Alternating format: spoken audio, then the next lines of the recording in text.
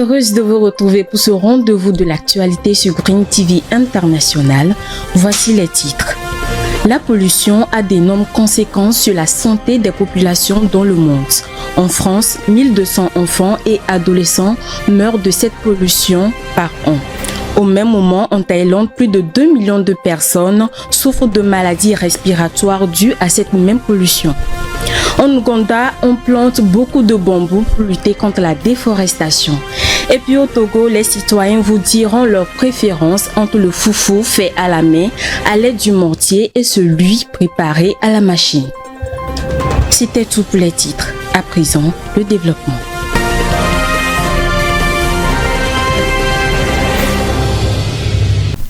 Un rapport publié le 24 avril à l'Agence européenne de l'environnement pointe les risques sanitaires de pollution de l'air en Europe.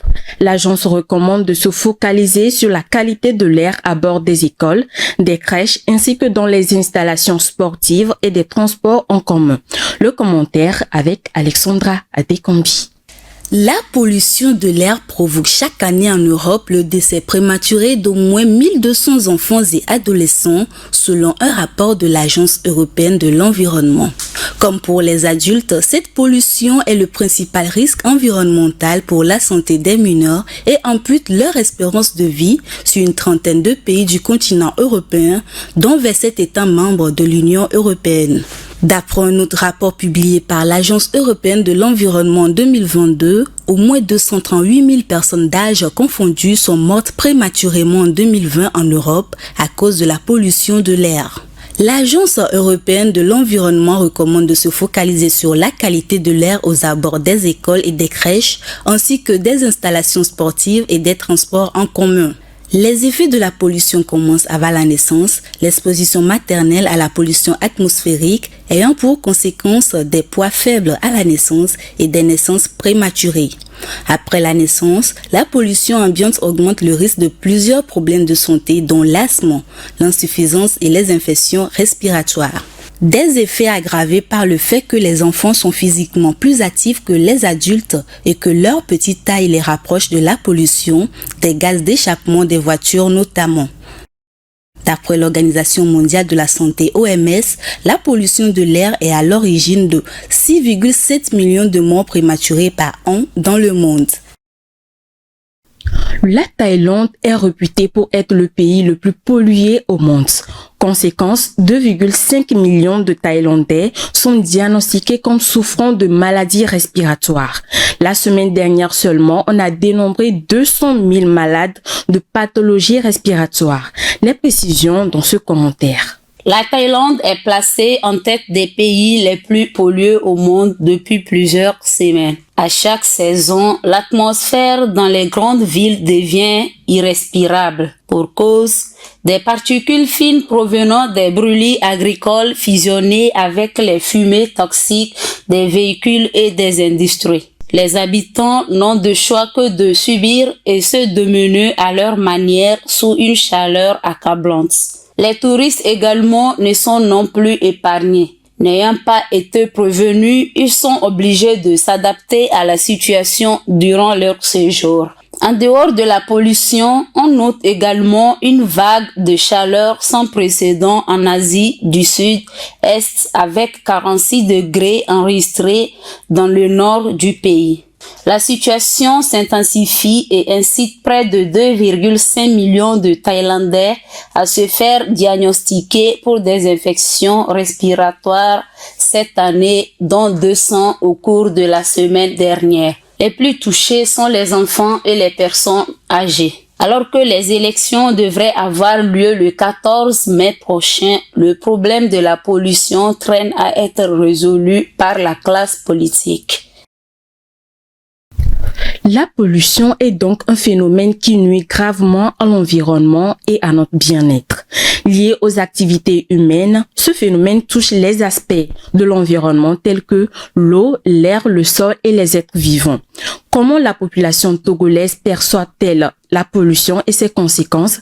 C'est le sujet du micro-trottoir que vous propose l'équipe de reportage de Green TV International. La pollution de l'environnement, ce sont des substances organiques qui dégradent l'environnement.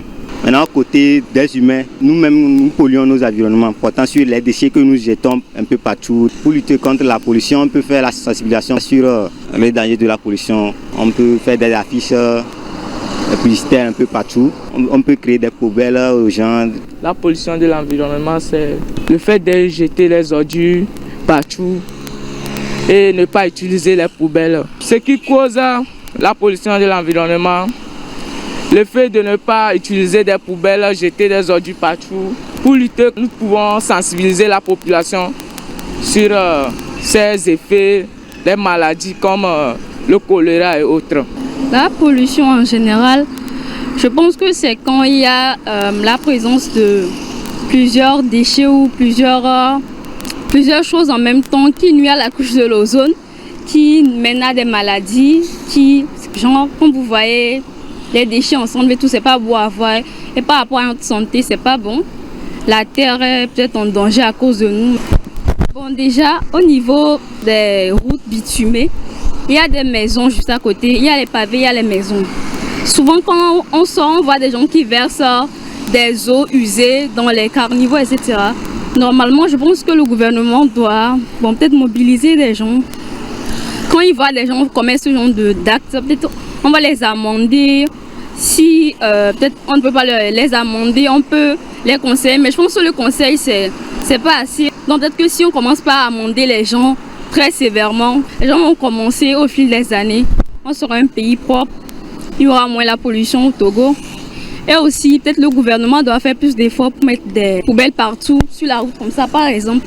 Mettre des poubelles à peut-être chaque 5 mètres pour qu'on évite de jeter les ordures, les entasser en désordre. Et il faut aussi éviter de jeter les sachets plastiques partout. Pour lutter contre la pollution de l'environnement, nous ne pouvons pas mettre les objets sales à côté de nous. La pollution de l'environnement, c'est l'émission des déchets. C'est-à-dire l'action ou les effets qu'ont les activités humaines sur la nature. La cause, c'est en fait les activités humaines, c'est-à-dire les déchets que l'humain émet chaque jour dans la nature. Oui, les déchets plastiques, les fumées des engins, des différents engins des usines. Tout ça contribue à la pollution de l'environnement. Du côté de la population, par exemple, c'est déjà limiter certaines activités. Réduire vraiment au maximum les déchets plastiques. C'est pourquoi à des endroits on parle de déchets biodégradables. L'adoption de ces types de plastique, c'est vraiment important pour la nature. Et de l'autre côté, pour le gouvernement, c'est prendre vraiment des mesures qui aillent vraiment dans la protection de l'environnement. La déforestation prend de l'ampleur partout dans le monde. En Ouganda, la culture du bambou est utilisée comme riposte au fléau de la déforestation. Explication dans ce commentaire de Vivace Amana. La culture du bambou est utilisée par un agriculteur comme solution miracle contre la dégradation de l'environnement. À 65 km de Kampala, la capitale ougandaise, une forêt de bambou verdoyante a été créée par un ancien journaliste devenu agriculteur. En effet, le bambou a une croissance rapide et peut s'adapter à différentes conditions météorologiques. La culture du bambou contribue aussi bien à la conservation des sols qu'à la restauration du couvert végétal. Les feuilles de bambou décomposées constituent une sorte de nutriment pour le sol, ce qui permet de réduire l'utilisation des engrais.